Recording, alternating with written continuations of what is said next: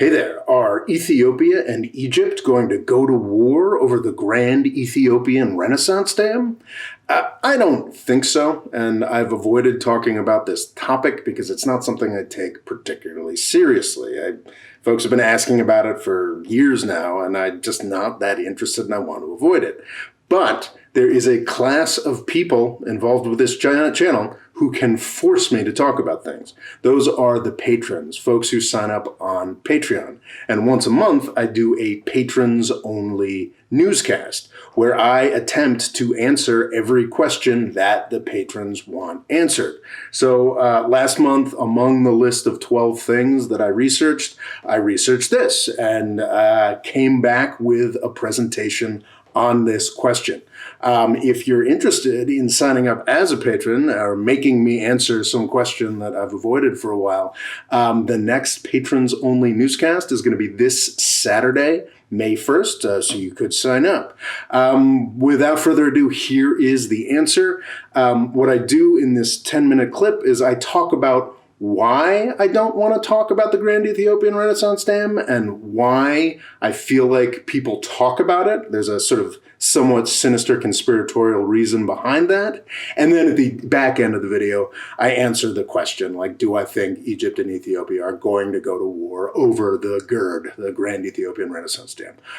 So yeah, there we have it. I hope you enjoy this. And there's definitely a link to sign up on Patreon, both in the description and at the end of the video. Thanks so much. Let's see. That's Yemen. Ethiopia Dam. My God, I don't understand why people are so in love with... Actually, I think I understand why people are so in love with the Grand Ethiopian Renaissance Dam. And I kind of want to... This is kind of like a more general principle. I got into it with Scott Locks in the comments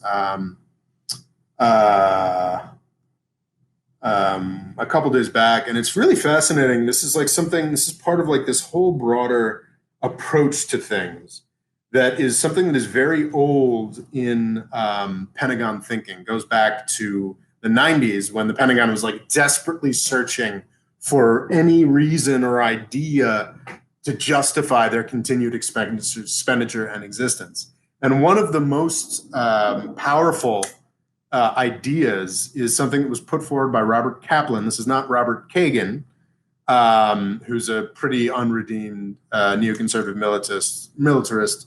Robert Kaplan is taken more seriously by people, though I'm not entirely sure why. Put out an article in 1994 in The Atlantic called The Coming Anarchy. And the argument of this was that actually the Cold War was probably a utopia.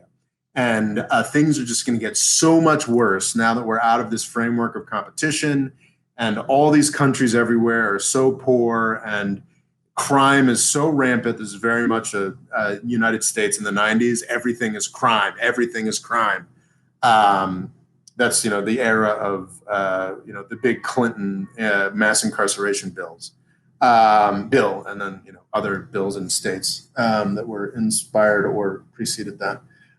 So yeah, everything was crime. This was, everything, the world's about to fall apart. There's this coming anarchy. There's just, it's all going to be a mess. It's all going to be a mess. And what's fascinating is watching the evolution of this concept. So in 94, Kaplan writes this. It's much applauded. It's one of the more, seen as one of the more seminal, ideas about foreign policy of the 90s. And then 20 years later, in 2014, he says, he actually writes, well, I was, completely wrong about that, but actually I was right.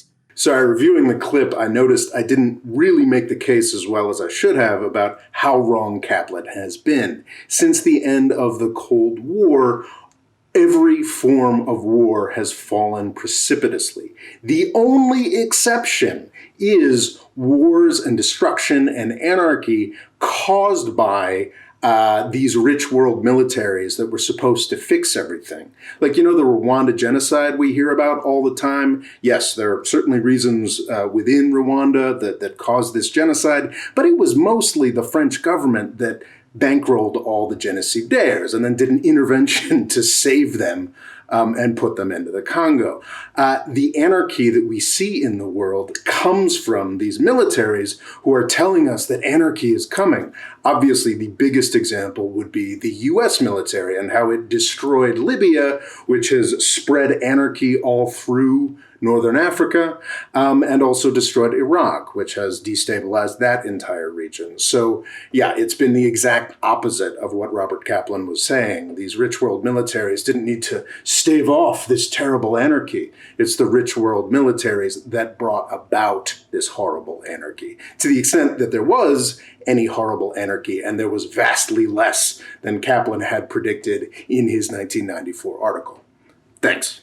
And I actually haven't read the follow-up article, but I would expect that he, folded in climate change and water wars. And I think we have to realize the amount of effort from, this is the metastasized military-industrial complex stuff. This is the Pentagon and, intellectuals that work not for, but in tandem with the Pentagon, putting forward this idea that the world is incredibly dangerous and it's gonna fall apart. And so when you see things like the Pentagon is very concerned about climate change, or the Pentagon is really worried about water wars, that's directly part of this thinking. That's directly part of, and it's always frustrating to me when I see like independent media on like YouTube, like getting into these ideas and like, or environmentalists being like, oh, even the Pentagon says the climate change is a real problem. Like, it's like, no, fuckers, like you're falling into the trap, which is that the trap here is that like, we're gonna, we need the US military to be as big as it is and unwieldy as it is for something. We promise for something at some point. We don't know when, but we promise sometime it's gonna happen and it's gonna matter. We promise, I swear. And like, that's like very much what this whole water wars thing is. And that's why I think people are so obsessed with the Grand Ethiopian Renaissance Dam, which also has the amazing acronym GERD, which is also gastrointestinal, something or other, reflux disease, which is heartburn. So I think it's funny that they both GERD and GERD, sort of the same. I have, as a middle-aged fat man, I have serious heartburn to the point where I saw a doctor about it, and he talks about it as GERD, and I was like, "What? I have the Grand Ethiopian Renaissance Dam in my chest." Anyway, so GERD, Grand Ethiopian. So this is the water war that everybody wants to talk about. Ethiopia has the source. Jesus, is it the White Nile or the Blue Nile? Anyway, one of the sources of the Nile, or both, no, I guess the other one's in South Sudan. Anyway. Should know this better. I'm studying Sudan pretty intensely, have been for a year. There's a dam on the Nile that Ethiopia is building. The Nile flows through all of Egypt.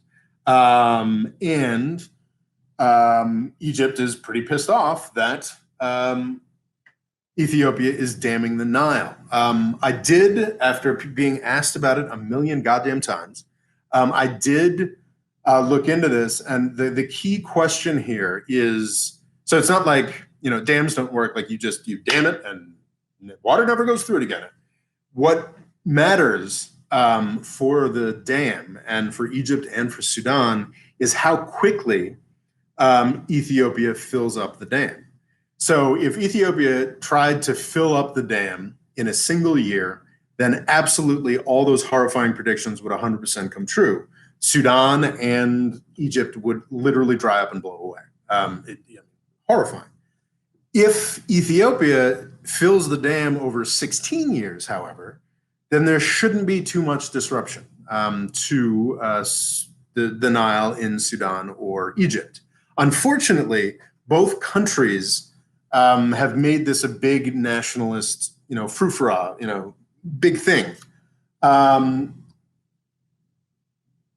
I think this is mostly for domestic consumption, and I question what Egypt's supposed to actually do about this. Everybody's, oh yeah, there's gonna be war. Look, I don't really like Egypt is not an impressive military deal. It's just not. It's big country, big military, spends way too much money on it. But when's their last expeditionary military thing? Yemen, which was a cataclysmic failure. in the 60s. And it's a poorly run place, and it's a poorly run, progressively poorer place. It's not a place. I just don't see. Do they have bombers that could fly out of Egypt and destroy the Grand Ethiopian Renaissance Dam? Yes, they totally could. Would Ethiopia be able to quickly retaliate by actually cutting off the source of the Nile and having Egypt dry up and blow away, in ways that would not, actually develop any power generation? Yeah, real easily. That'd be, and Ethiopia has a real military, and has, it's similarly sized. I think Ethiopia is still poorer than Egypt, but the trajectories are, Ethiopia's on a much better trajectory and has a much more serious military that is, right now fighting a horrific civil war in Ethiopia. But also has very recent history of fighting massive war against Eritrea. The idea that I think Egypt talks a lot of smack about, oh, we're going to bomb the dam. I don't think anybody is in Egypt's current regime is stupid enough to actually do it. Because if they do, I mean, there's so many failure cases for the Egyptian military there. It is really hard to see how Egypt elevating this thing to a military level makes any sense at all. But like I said, this is a sign of the coming anarchy. This is a sign of the water wars that everybody's really wanted to happen for a decade or so. This is the best example of the water wars. So everybody's eager for this to happen. And this is unfortunately sort of filtered down to, from sort of, the official Pentagon version of the world to a lot of independent media sources. I just don't buy it. Could it happen? Absolutely. Is it likely to happen? Like, a shooting war between Egypt and Ethiopia? I don't think so. I don't take that very seriously at all. What is interesting and sort of like, I just ragging on Robert Kaplan and his Coming Anarchy and the extraordinary 2014 thing. Where he's like, well, actually, nothing that I said would come to pass has come to pass, but it's going to happen anyway because of these new explanations for why it's going to happen, that make more sense to the more environmentally inclined people this year.